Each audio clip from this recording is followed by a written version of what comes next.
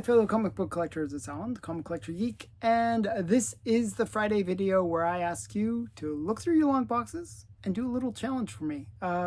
Find, in this case, books that are related to Jim Shooter. Recently he passed away. He lived a fairly long life, 73 years, but he just recently passed away, and to honor him, I wanted to do a Friday challenge related to Jim Shooter books. I know that he wasn't an artist as much as he was a writer, so these books are not going to have his covers or anything like that. It's going to be his stories. So Jim Shooter was born in 1951. His first published work he did at age 14, which was Adventure Comics 346. And I'm going to show you some other cool things that he did. I figure somebody else is going to show the 346, so I figure, hey, I'll show some other stuff. Another one that he did that, you know, was kind of a cool thing is he created the Fatal Five, or he was involved, is his story.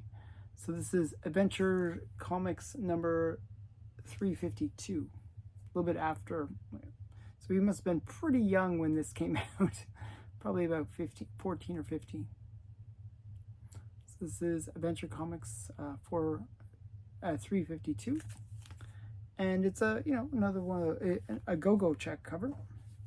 Another one that he was involved with is Adventure 365, which is the first appearance of Shadowlass.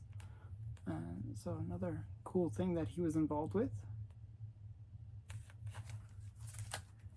And he also worked on World's Finest, and this is the first Silver Age appearance of Two-Face, and it's World's Finest 173. That's first Silver Age appearance of Two-Face. Number 7 on my list is a character that's really cool, Parasite. Just a really awesome character. And this is Action Comics 340, another Jim Shooter creation, Parasite, and another Go-Go check cover as well. Parasite is really awesome. He just basically steals the powers of those around him. It's a very cool character. And then another one that he was involved with is Adventure Comics 221. I always love this cover because it shows all the heroes, and it shows Invisible Girl, which is really well. I thought that was really cute. Bit of humor there. And this one is like, who will be the newest member of the Avengers? Earth's mightiest heroes. Pick 2. Answer inside. So you got to find out who's going to become the next Avengers. So yeah, I know it's probably She-Hulk and I forgot who it was. I think She-Hulk and probably Hawkeye. So yeah, that'd be my guess. Okay, so those are my bottom 5. The next ones are actually kind of interesting. So Jim Shooter, he worked at both Marvel and DC, but he also started his own publication called Defiant. And one of his first books was Warriors of Plasma, or Plasm, I should say. And this is Warriors of Plasm 0. I bought this off the newsstand back in the day. I actually bought a bunch of his 90s books. The funny thing is, I didn't know. I thought this was like a dollar bin book. I actually looked it up when I was doing this list. I was shocked. This goes for like a couple $100. I was like really shocked because I always thought it was a dollar bin book.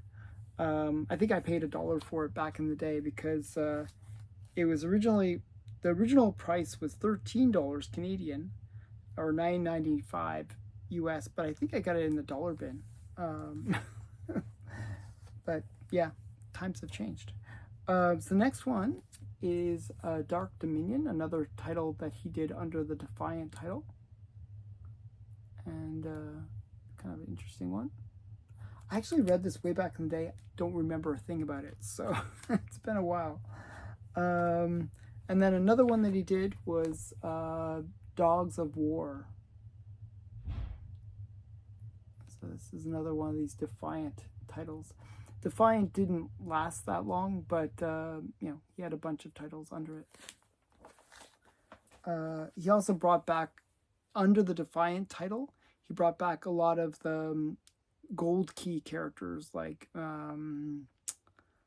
Turok and was it Turok, Son of Solar, and who else did he bring back? He brought a bunch of them back. Exo Manowar was another title that he had. There was a bunch under Defiant, but it didn't last. I think a lot of the stories were kind of convoluted. That was kind of the problem. It wasn't as bad as Valiant. I thought Valiant was pretty convoluted, but yeah, Defiant wasn't that great. There was better things, like Image was better. Malibu had better stuff as well. But I do remember back in the day, like that's going 30 years ago. I barely remember the stories. Okay, so the next one is Captain Action. He also worked on this. I believe this is Neil Adams' cover, by the way. And this was basically a comic designed to sell toys. And there was a Captain Action figure you could buy and change it up and become whatever superhero you wanted. So Captain Action #1. I didn't pay $30. I got this in trade. Yeah, another one that he was involved with. And that's my #2, which I thought it was a kind of a cooler one. But my biggest Jim Shooter book that he wrote, and it's actually kind of amazing, I didn't realize he had written this one. I was really shocked and surprised, because this is probably one of the most, I would say, like one of the top iconic stories of the Silver Age, actually. And it's a Jim Shooter story, and it's the Flash Superman race, where this is Superman 199. This is the first race where Flash and Superman go up against each other. And it's one of those ones that people have been dreaming about back in the day, where, who would win between Flash and Superman. And this is from 1967. So he was 16 when he wrote this. So kind of a cool, fact that he really started young. And it's very impressive that he was so prolific. He also rose up to like high ranks within like Marvel and in DC. So I think he was editor for a while. I think like 7 years for Marvel. So yeah, just a big loss to the comic book market community to lose Jim Shooter. But yeah, his work will live on because he produced so much of it. So I'd love to see what other people can come up with Jim Shooter related books. Okay. I made a long list of all the ones that I could have brought. There was Starbrand and Harbinger, and I have this long list. Secret Wars he did. Daredevil he worked on. Just a lot of books. It's actually kind of impressive. So I think he also worked on Dazzler as well and Captain America. So he was pretty prolific in terms of the work that he did. So if you want to participate in this week's challenge, all you have to do is create a video about Jim Shooter books and use the hashtag Friday Comic Challenge. And if you want, you can put me in the description, like, at Comic Collector Geek, and I will check out your video. So again, thanks everyone for watching. I hope you enjoyed this little kind of brief Jim Shooter spotlight, and I try to show some of his bigger books. So again, thanks for watching. Bye for now.